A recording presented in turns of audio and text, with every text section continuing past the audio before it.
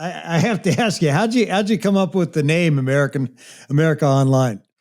Well, like many things, a little bit accidental and a little bit actually of a crisis creating an opportunity. That our strategy in those early days, because we didn't have much money, we only raised $1 million in venture capital, was to partner with the PC manufacturers and create custom, kind of what some would call now white label online services. So we partnered with the Commodore, which had the Commodore 64 computer, and created something called Q-Link, and partnered with Radio Shack Tandy, which at the time was a big PC manufacturer, created something called PC Link.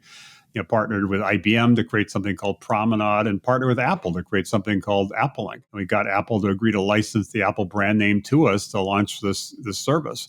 And we launched the service. And then about a year into it, Apple said, come to think of it, we don't really like the fact that you are using our Apple brand name. We regret we did that deal. We want to tear up that deal. And that was a little bit of a crisis because that was what we thought would be our biggest growth driver. So we kind of negotiated a transition and a settlement. It wasn't a lot, a couple $1 million, but that gave us the ability to relaunch the service. And we didn't know what to call it. Couldn't call it Apple Link anymore. Couldn't afford a branding agency, so we basically had an internal contest to decide what to name. There were 3 or 4 names that were Explorer and Promenade and some others, but one of them was Online America. I said, well, that sounds interesting, and also has the benefit of kind of describing what we're doing. Since we don't have money to spend on building a brand, we need to have something that's pretty descriptive.